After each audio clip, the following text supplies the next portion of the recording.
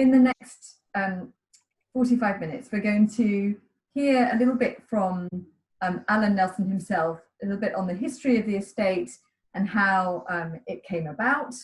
Talk a little bit with Lisha and Alan too about an overview of the South African wine industry. We thought that would be interesting for everyone to hear from Lisha and Alan's perspective, and also then talk about how Lisha got to be where she is today, making the wine from the Nelson estate, and how actually she got there from being the daughter of Alan on the estate through to doing her wine studies at Stellenbosch, coming back to the winery, and then also becoming a Cape wine master, which is an amazing accolade. And actually, what I would really like to do is to encourage you all, particularly as it's gone past 5:30 now and 6:30 in South Africa, and that means the sun has gone over the yard arm and everybody should have a glass of wine in their hand.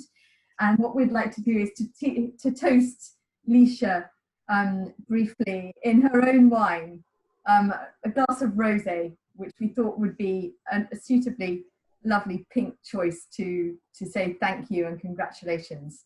Colette, I don't know whether you want to unmute everyone so that we can all say congratulations to Lisha.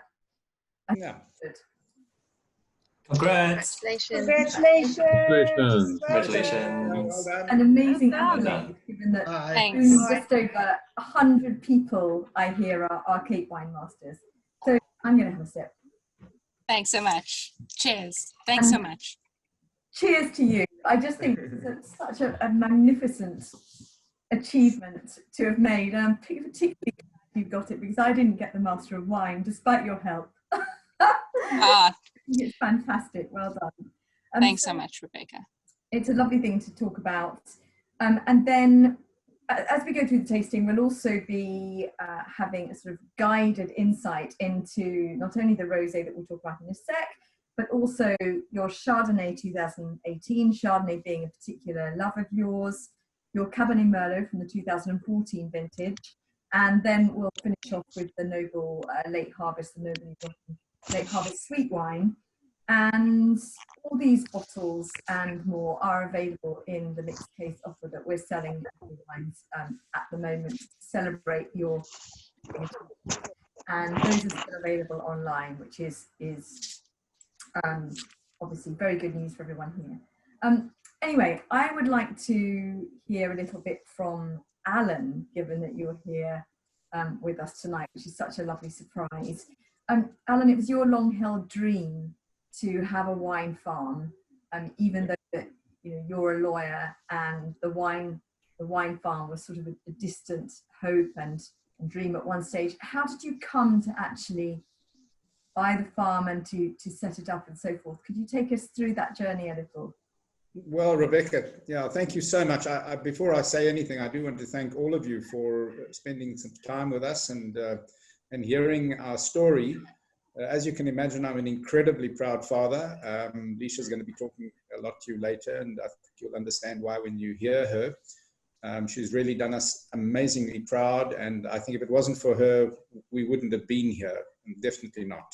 Lisha has saved this farm, and she's been a most important component in making it as successful as it is. But my own history, just very briefly, Rebecca, is I was the youngest of 4 boys and no chance of inheriting a farm, but I always had this dream ever since I was a little boy of farming. So I thought, what's the next best thing to do? You're not going to get any money from your dad. So I became a barrister and later a Queen's Counsel, and I worked incredibly hard.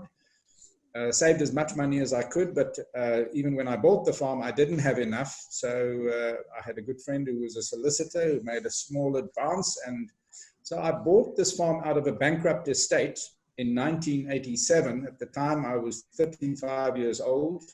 So you'll get an idea of how old I am. That was 33 years ago.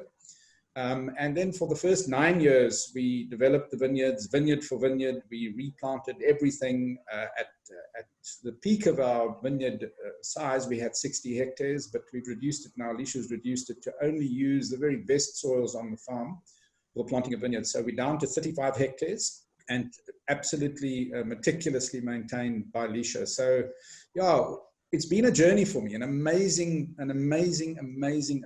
blessing. And as I say, Lisha has absolutely been the cherry on top. But some interesting stories just for you is that when I came to the farm, I obviously couldn't afford a farm manager. So I called all my staff, the laborers on the farm, together, and I said to them, look, guys, if you help me to make the best wine in South Africa, that's my dream, that's my passion, that's what I want to do. I will cut you in on the farm. And I don't think anybody believed that we would ever do it, but we started to produce wine in 1993. And in 1995, we were awarded a prize for the best Chardonnay produced in South Africa and the best wine produced in the Boland region, which is a massive wine region here in South Africa. And yeah, then I delivered and gave my staff 10% of our land, and we've transferred that to them. And it's been an amazing blessing, you know. So many times since then, we have, as a relatively young wine business, I mean, 33 years is it's not generational stuff, although Lisha's getting there. But Lisha has on 2 occasions produced the best wine in South Africa, and has just got an amazing string of awards. This last achievement of this Master of Wine, that's been going since 74, and I think there are 110 or 111 odd people that have this qualification. She went to university, got a BSc, got an MSc, super qualified, all her degrees she obtained cum laude, and she's just been so dedicated. And I think a last story that I want to share with you is we did have a British winemaker at one stage between 1992 and 2002 and 2004. And he was absolutely brilliant. We produced double gold medals. We were going fantastically well.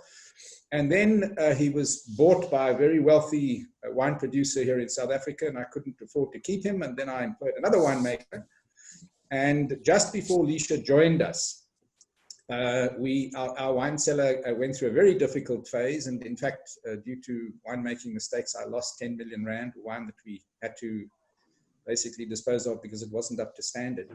And then, thank heavens, Lisha arrived. She cleaned out the whole cellar. She got me to get rid of 450 barrels, which was like my retirement policy, and effectively started again. And she has just, like Richard did in the old days, our British winemaker, she's just repeated success upon success upon success. And we are really so blessed, because I think we are one of the few wineries in South Africa right now faced with this terrible COVID-19 lockdown that can say, we are keeping our head above water. It is anticipated that at the end of this year, at least 80 South African wine producers will go bankrupt and will not survive.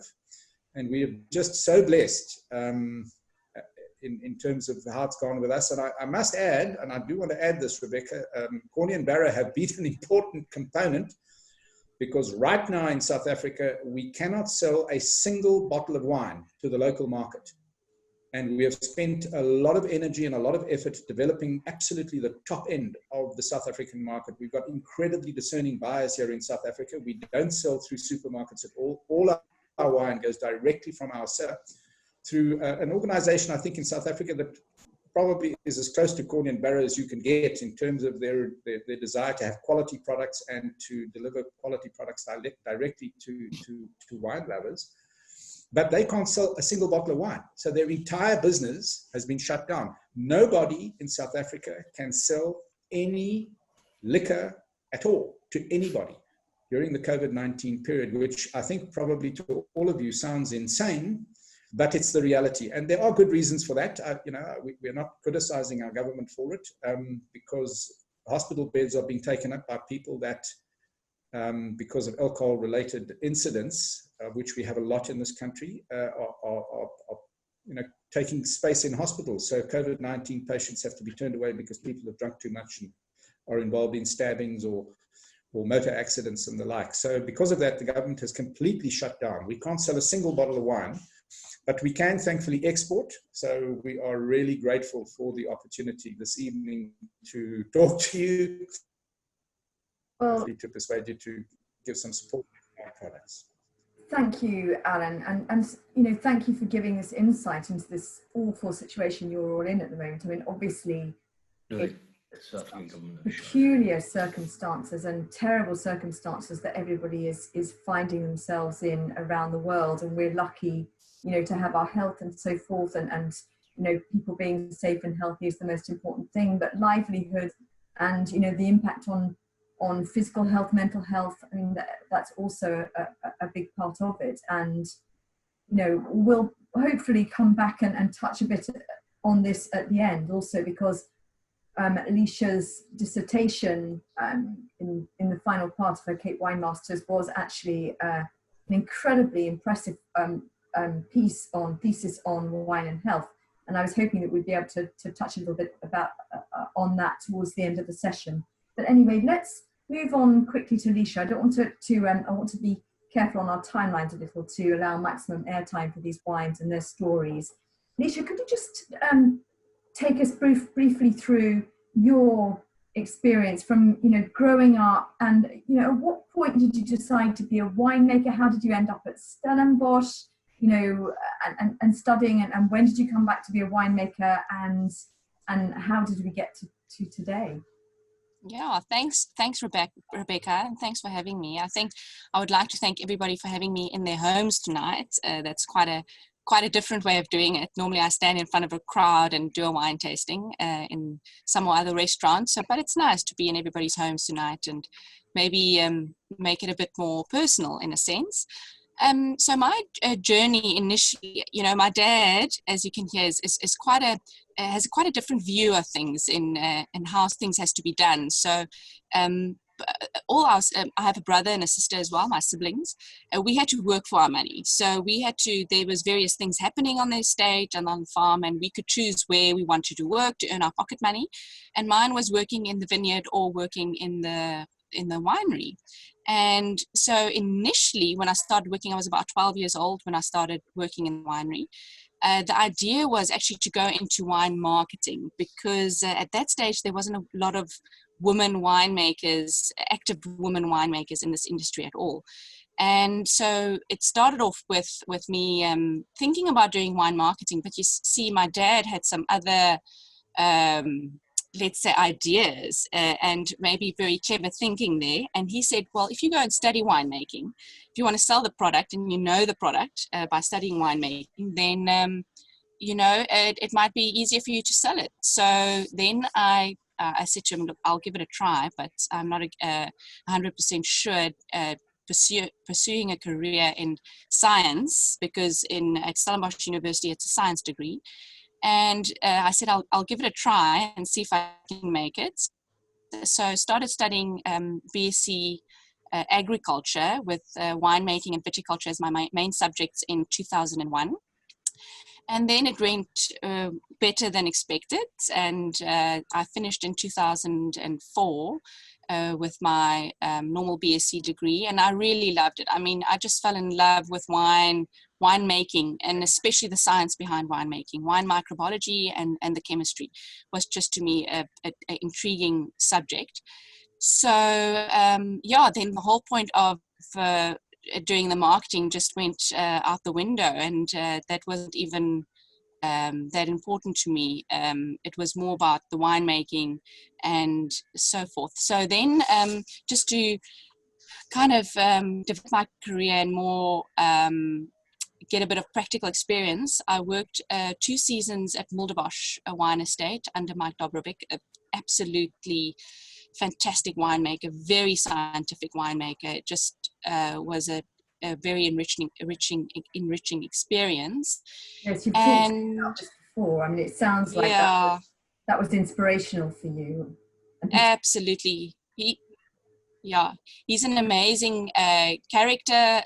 Some people say completely weird, and I think he was just so intelligent that he had to be weird, and he won't mind me calling him that. But he's a fantastic guy. And so I did 2 seasons with him, and he really had such an amazing impact on my winemaking career. I also did a couple of months in California with Graham Wirtz at Stone Street Winery. in Healdsburg. And there actually, what was very interesting that happened there, what was also a very important thing in my career, he actually took the winery over. He's a South African winemaker. He took the winery over from another winemaker. I'm not going to mention the country or anything like that, but they had quite a bit of problems with microbial spoilage with some of their wines. So the wines that were made before his time. And it was very, very interesting to me. So I started reading up about it and chatting to him about it and what is he doing to try and rectify the problems, and really got me interested in wine microbiology, and especially wine spoilage due to microorganisms, unwanted microorganisms. And then, went back to uni to study my MSc. I think my dad nearly had a heart attack because I think he was hoping that I would join the business sooner than what was expected, but I went back to uni and did 2 more years doing my MSc and working specifically on wine microbiology and wine spoilage. So very interesting topic, but I think it was really helpful in my career, and also having to manage a winery that at that stage was maybe not as when I joined our winery as clean and as as you would have wanted. So it really helped me in that sense when I joined our winery in 2007, the end of 2007, just before the 2008 vintage. I had a lot of cleaning to do, but it's been a fantastic journey. This 2020 vintage was my 12th vintage at this stage. Wow. And with some fantastic vineyards and fantastic team, we've really done well. So I'm very grateful, very blessed. Yeah, I mean, and that is coming over loud and clear from both your father and you, and actually from us. I have to say, when I first joined Corney and Barrow, which was a few moons ago now, I think I've done my 14th season, so to speak. But when I first joined and tasted Nelson Estate Rosé, it was quite different to how it is now, for example. And I think it would be quite interesting at this point just for everybody to have a sip. And could you maybe take us through this wine quickly for a couple of minutes and just to explain your vision of rosé, and because there are not that many South African roses in the market here. It's very popular now to have pale pink rosés. Yours has definitely become, I would say, more ethereal, more delicate since you joined. And I'd love to hear your take on that. Yes, I think let's start off with South African rosé in general. So in South Africa, rosés are usually whatever you have left in the winery, blend it together, make it a pink color and sweeten it up as much as possible. So it was really just what was left, and wasn't always the great stuff that was used to make rosé. And I think what our philosophy was to really make a high-end product. Specifically select the grape varieties that we would blend together to make the rosé. And I think the first thing that you'll notice, it might be not as pale as we would wish it to be, but the reason for this would definitely be that our vines in South Africa are completely unirrigated. We don't add any water to it throughout the season. So our berries are very, very, very small. So the ratio of juice to skin really creates a darker color. And there is ways of removing the color or maybe blending in some white wine, but it does take away the essence, the flavor profile. That is very, very important to me. And I think also that I would like to mention here is we have a very minimalistic approach. So we don't want to work the wine. We want the wine to just represent where it comes from. And that's very, very important. So this 2019 rosé is a blend of Petit Verdot, Shiraz, and Cabernet Sauvignon grapes. So what we really do in the winery is I make a lot of rosé, all in different batches, and in the end we will taste it and we will make up mini blends and decide what we should put together to produce the most balanced, most expressive wine. So when you nose the wine, it has very delicate floral aromas, more of a red berry fruit, raspberry, strawberry flavors. And then on the taste, acidity in all wines to me is very important. I think wine should have a good acidity, a natural good acidity, so we don't add any, in South Africa it's allowed to add additional acidity to, it sounds really funny, but additional acidity to your wines. We do not prefer to go that route. We want to make sure that we rather pick our grapes at the right time to get the right balance, so we have a really good acidity and then a nice dry finish, and a medium body to it. So that's kind of the style that we're going for, but very expressive on the nose, really has that beautiful flavors. There we go. That's the tasting note that you can see over there. And then yeah, so it's a Petit Verdot Cabernet Sauvignon. We also add a bit of Shiraz to it. So yeah, that's the style that we're going for in this rosé. I think it's really interesting. I mean, you know, we have so much Provence rosé here, which is based on Cinsault, Grenache, Syrah, and yes, also, you know, other blends too. But I think in your case, there's so much delicacy to the fruit. I mean, it's bright, and I wouldn't call it, I mean, it's fruity and fruit forward, but it's also delicate. And I think, you know, you've got this backbone of acidity, and that is what makes all the difference. And, you know, it feels delicate. yeah. And just such a fine and summery example of the blend. Shall we move on? Because I wanted to also talk, I mean, lovely as the rosé is, I don't want people to miss out on hearing more about Chardonnay, because certainly the estate has always had and has for some time made some award-winning Chardonnays. I think it is your particular love, isn't it? And it's such a speciality of the estate. And yet, because you're not, you know, big on profile, I mean, you know, you do what you do so well, but you're not sort of shouting about it all over the world, you know, like some other producers sometimes do. You know, this is such a calling card, I think, for Nelson Estate. Such a fine wine, under the radar, but really merits talking about. Yes, absolutely. I think what really makes it special is that we really took it back to the basics. And with Chardonnay, I think there's no other way to do it, and is really to follow the traditional way of making it, a Burgundian style, if I can put it that way, but from a South African point of view. And to us, it's a lot about the terroir. So our Chardonnay is grown on a north-facing slope. In South Africa, it's a warmer slope. And Chardonnay does tend to have a bit of problems with ripening. So we want it nice and full ripe. So the northern slope helps with that. And also the shale soils are fantastic to provide that minerality that you want in a Chardonnay. And then again, back to the basics. When we make it, we take the juice, the grape juice, and we put it into a barrel. We let it ferment spontaneously in the barrel, or some people refer to it as a natural fermentation. The fermentation takes a bit longer. There's a lot of more yeast strains that are involved in developing the flavor and the aroma of the wine, and really gives it that more dimensions to it, more just a unique profile, if I can put it that way. So when normally fermentation is done in stainless steel tanks, and typically in South Africa, Chardonnays are made in stainless steel tanks, fermented there with oak chips or oak staves. We've decided not to do it this way. So it's very much a traditional style of making it. So we have all these yeast strains conducting the fermentation slowly, taking its time. So we have this better integration of the fruit flavors from the grape itself, and then from the oak. And the oak must just really be there to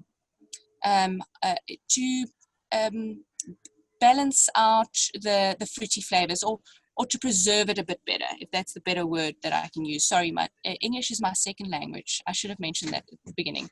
But maybe to preserve the fruit flavors of the wine itself. It's there to preserve it, not to make it taste oaky or anything. It's there to preserve the fruit flavors and make the wine last for longer.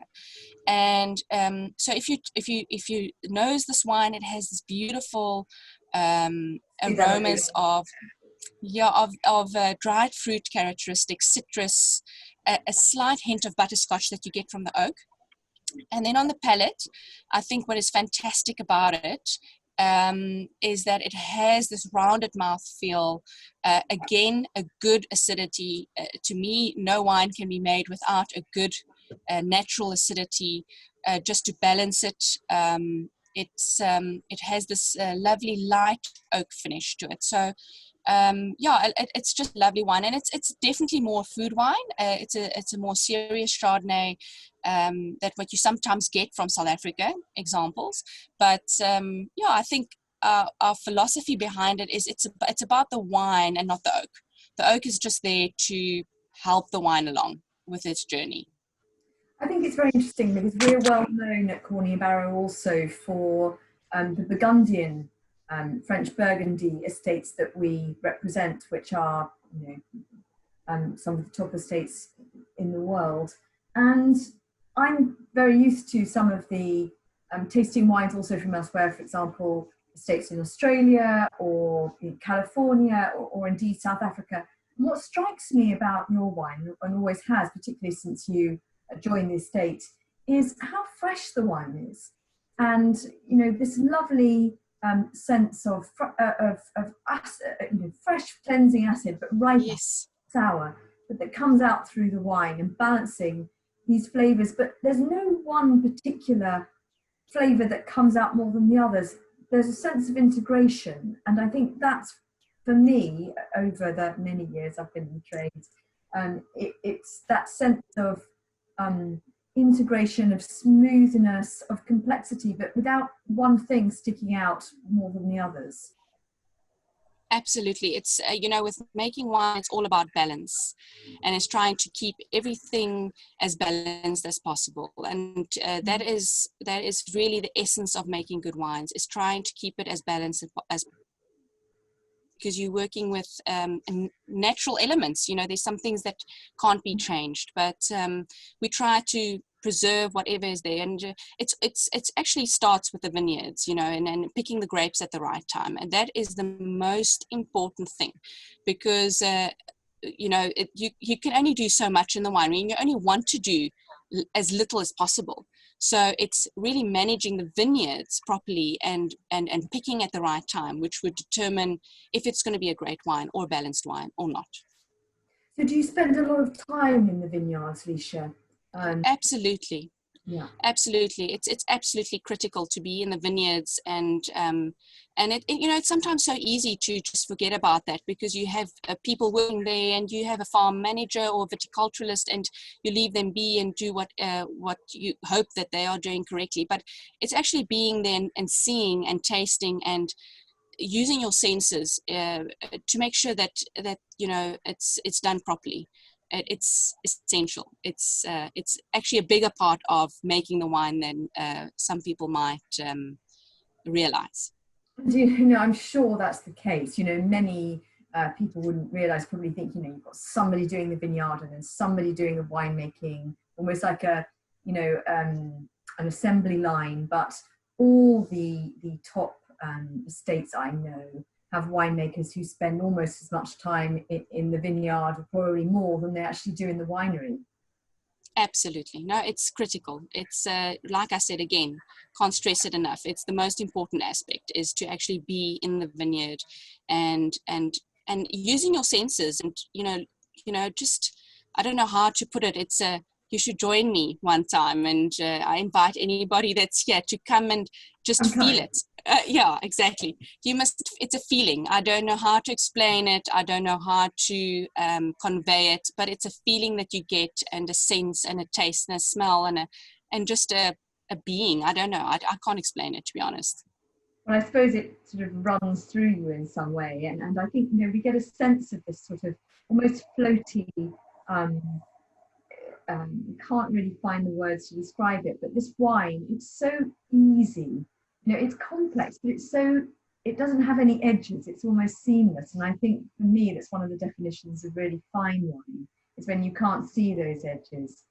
And, you know, obviously it's one thing to be able to do that with white wine.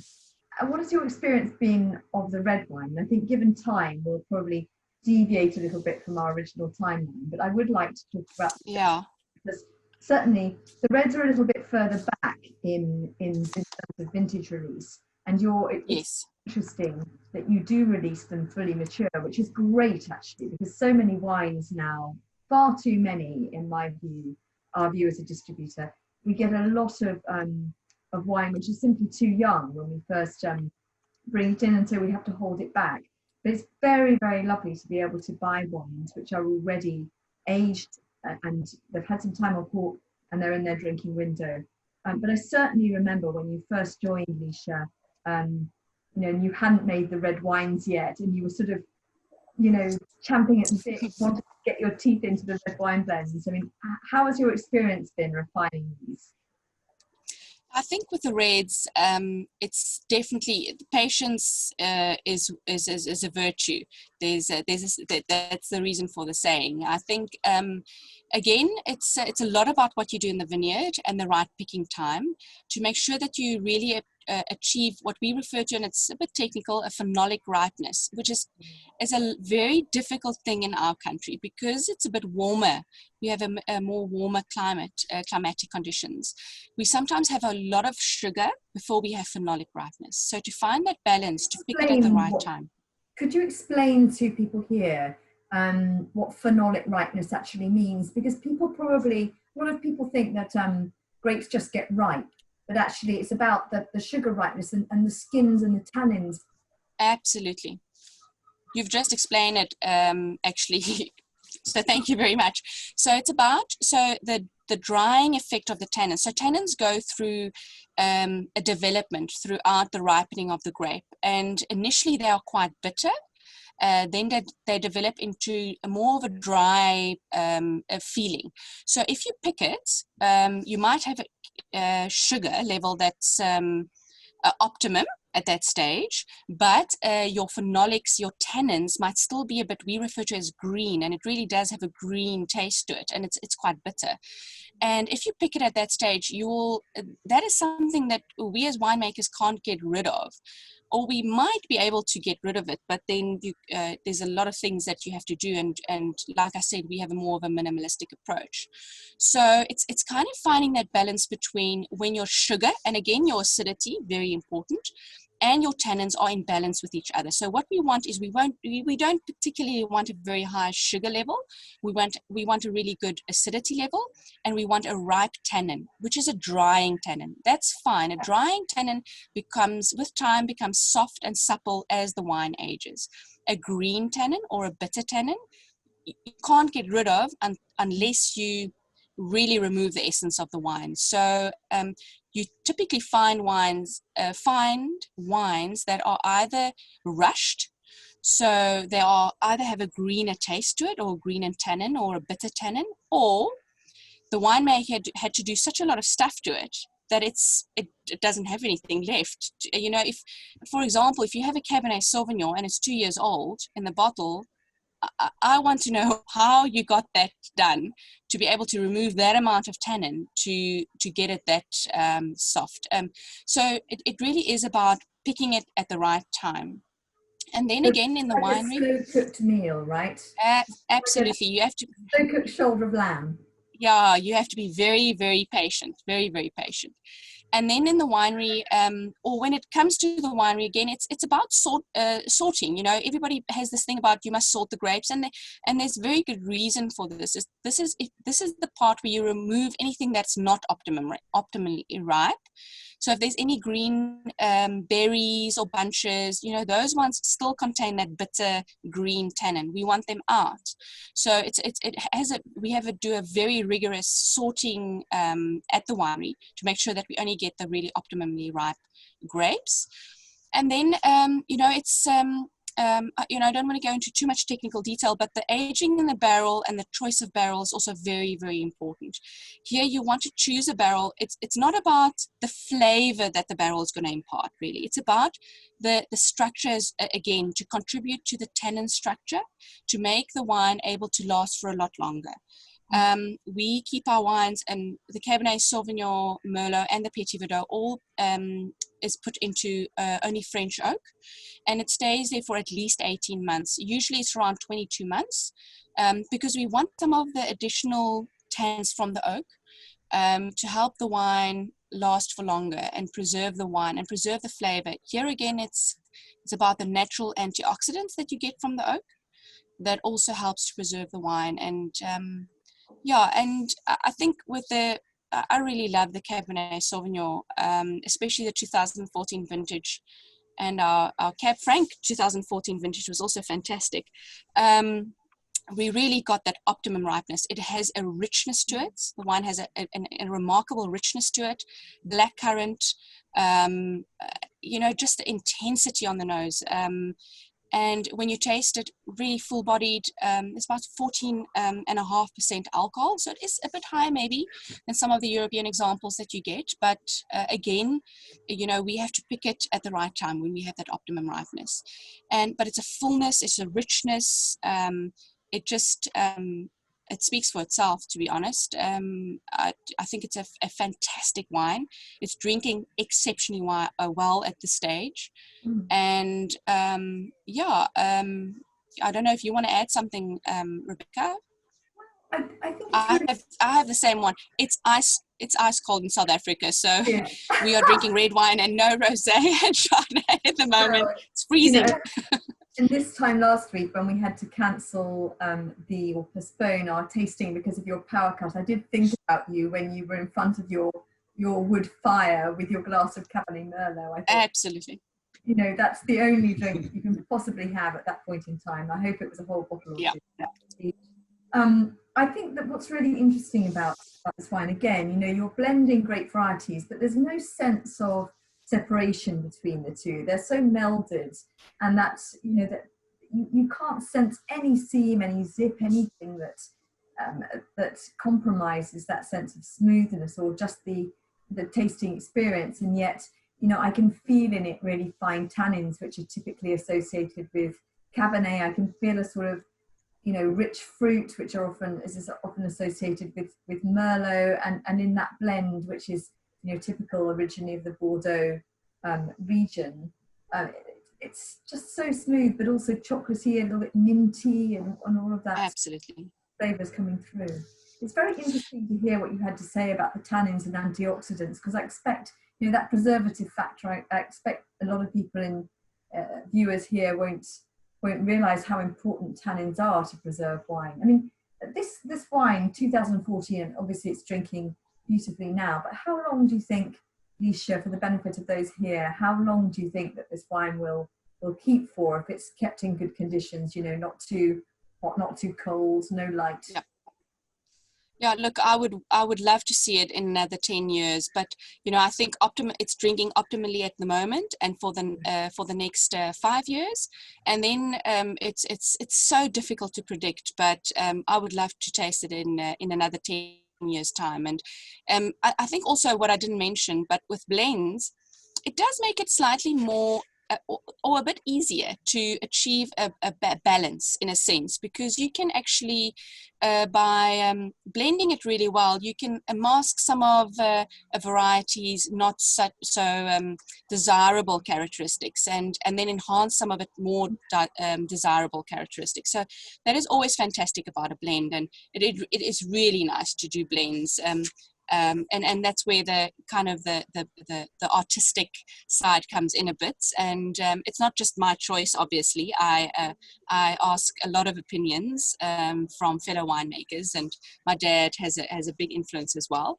But it is something that's fantastic about blends. It's really using parts of varieties or different batches, and then having to be able to really get the balance right, which is fantastic. This is done right at the end. So all of them are always matured separately in oak casks, because you choose different oaks for the different varieties that suit them better. And in the end, we will decide how much goes into the blend. But yeah, it's really nice to work with blends. Very, very creative in a sense. Part art, part science. Absolutely. As I know. I'm very conscious of time and people's time. And there are a couple of things I wanted to touch on before we go. And some of it is the wine and health thing. But I think, why don't we move on to this last wine we have, which is your Noble Late Harvest wine. I'm sure we've got a slide. It's such a cute bottle here that you've made from the Semillon grape variety, which is found in a few places, but not so often or widely these days, because it can be quite a tricky grape, can't it? But this style with noble rot, as it's called, which some, I don't know how many people here will know what that means, but tell us about this wine and this style and how special it is. Again, here to us, it was more. It's more going to the traditional way of the Sauterne style of making noble late harvest wines. And some of you might know that noble late wines are regarded as some of the most iconic wines in the world, and it is actually. The reason for this is because it really needs this very, very, very specific growing conditions to be able to get the noble rot. So what we do get with our Semillon, which is if you want to make a normal dry Semillon, is not always ideal, but towards the end of the season, we get at this block that we planted on a more south-facing slope, more low-lying. It's actually next to the winery. It's a very nice misty morning, so it's a bit wet but damp in a sense. And then during the day it dries out a bit, it becomes sunny. So you get what we refer to as a noble rot, which what it does, it's a botrytis fungi that grows on the grape. It always sounds funny when you say fungi because people think, something wrong there, but it's actually a good thing. So what the fungi does, it actually makes small little microscopical holes in the berry's skin, and the watery part of the berry evaporates. So what you're left with is with more sugar, more acidity, and a lot more flavor. And so you lose about more than half. You're probably left with about a third of the volume of the berry. So it dries out. This fungi dries out the berry naturally. And so what we do with the grapes, we press out the juice. Again, a very minimalistic, very traditional way of making it. We put the juice straight into oak casks and we ferment it in the oak. It is an extremely long fermentation because the sugar is so high. The conditions aren't great. It's also becoming a bit colder. Yeah, exactly. And it's becoming a bit colder at that time as well in the winery. So it's a cold, long fermentation, and it typically takes 2-3 weeks to finish the fermentation. So the yeast stops the fermentation process by itself. There's quite a lot of sugar left. There's a bit of alcohol. So it stops the fermentation like just by itself. There's no need to stop it or do anything or filter it or anything. Then we leave it in the barrel for about 8 months before we bottle it. And I have to stress as well, this is not something you can do every year. It's very specific. You have to have the specific climatic conditions. If you don't get it, then you just get a bad rot. We say grey rot or a bad rot, and then it's you can't do anything with the grapes at all. So it's a very risky process. But if it pays off absolutely wonderfully. I mean, this wine has such nice dried fruit characteristics, apricots. To me, that's very distinctive of botrytis wines, is the pineapple. I don't know if you pick up that pineapple, but it's just fantastic. Yeah. It's a marmalade character. We associate, which I suppose is that's a function not of the dehydration, but of the actual presence of the fungi itself, isn't it? Yes, absolutely. Yeah, the fungi does have a contribution to the flavor as well. And then I think what was, again, the acidity is super, super important. The wine can be as sweet as you can get it, but if it doesn't have a good acidity, it doesn't have the balance. So you need that sweet sour balance that keeps the wine fresh, and doesn't give it that like sickly sweet, that we don't like. So we want it really mineral, fresh, crispy. Very, very important to us. I think it's a lovely wine because it does have that perfect balance. I mean, you don't want too much sweetness, do you? But you know, you've got this balance of acidity, a little bit like somebody squeezed a lemon on it. It's not lemon exactly. It's more like like that yuzu thing that people about a lot at the moment. Sort of slightly Asian citrus type flavor, which has got a kind of perfume all its own. And I think it's so intriguing to taste a wine that's basically modelled on Sauterne, which would be 3 times the price of this. Absolutely. And to have it already with a little bit of age on it, which is lovely. So you're getting that slight caramel and all of the rest of it. Lisha, I'm very conscious of our time. I so wanted to spend that time that we've done on the Chardonnay and the Cab Merlot. I don't know how easy it would be to quickly talk about the wine and health angle, or whether we might take any questions from the audience if there are any. Colette or Wayne, I don't know whether you have any questions through from our viewers today. There was one question from Joanna about how long can the wine be kept. I mean, you talked about the red, but what about the rosé and the Chardonnay? Is it to be drunk quite like fresh, like now, or can we keep it in good condition for longer? Okay, so for the rosé, definitely the fresher the better.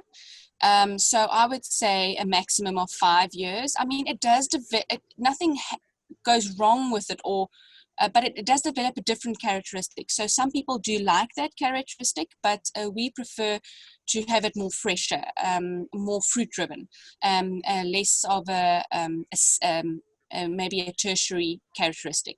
With the Chardonnay, this wine, again, because it was an oak, it has that antioxidants, it has that acidity, it can definitely age for a bit longer. I mean, we still have a 2006 Chardonnay in the store that we open every now and then, and it is absolutely fantastic. It's very different. It's not everybody's cup of tea, but it just has that level of development that is just phenomenal. For the Chardonnay, it really, again, it's difficult to answer because it depends on how you like to drink it. But I would say it really only reaches its optimum drinking time in 5 years after the vintage. So it really still has some time to go. I love a more aged Chardonnay. I love a secondary and tertiary flavor development. And because it has the acidity, it has the tannins, it can do that. But it's always a difficult question to answer because it depends on what the person that's actually consuming it, what they prefer. Mm. Yes, and it's I think the key, and obviously tannins for red wines, but also to an extent, the tannin effect of having wine in barrels, because tannins come out of barrels too, even for white wines.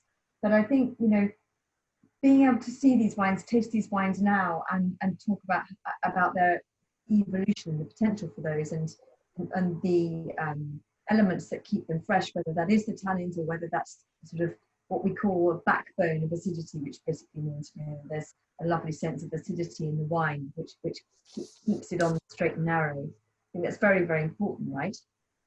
Absolutely, that's it's a key. If you don't have a good acidity, it's impossible for a wine to age. So it's very, very, very important. Could I just ask you, because I think we might have to have a separate session entirely on wine and health. Absolutely. How is global warming, climate change affecting viticulture and winemaking in South Africa. I think that might be a nice subject to end on. Yeah, I think South Africa in general, it's always been warmer here than some of our European counterparts. And we've already, to a certain extent, like Australia has, developed certain ways of cultivating our vines and our vineyards to adapt more to warmer climatic conditions. What we are seeing is a very good way of using water. I mean, South Africa's come out of a 4-year drought period, which was horrific. It was just really insane, to be honest, having no water during the rainy season. But really using the water that we have really effectively has been extremely important. Those who could do it was really blessed. And then again, it's actually about, it goes way back when you establish the vineyards. If you've established them in the correct way and you've taught the vine to look for its own groundwater, because South Africa does have a lot of groundwater, might not come from up above, but we have a lot of groundwater. So if you've let's say cultivated your vines in such a way where they can actually extract a lot of groundwater themselves, really deep root systems, then that already has a buffer effect. What we have seen in the last couple of years is people moving away from the more traditional grape varieties and more going to grape varieties that are more drought resistant. So you would typically look at your Portuguese varieties. Some of the Southern Rhone varieties are becoming a lot more popular because they are inherently more drought resistant. So we have seen an increase in them. But in general, if you look at South Africa, yeah, if you look at South Africa, we still focus on more the traditional Bordeaux red varieties, and in terms of white grape varieties, it's Chardonnay, Chenin Blanc, and Sauvignon Blanc. So there's still a way to go there, but we have developed ways of managing our vines and vineyards better to adapt to this. Yeah.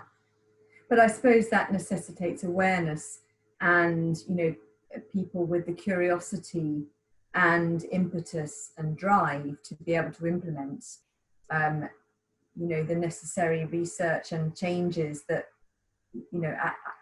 and just the sheer hard graft of, adapting a vineyard to those circumstances. I mean, which is good to see, and it's interesting. I'd love to have a whole session on that. But I think we're running out of time here. I think we've already stretched over. I would love to talk more to you about all this, and we'll just have to reconvene another session. But in the meantime, I would like to say thank you to you, and to Alan, thank you so much for being with us for this short hour this evening.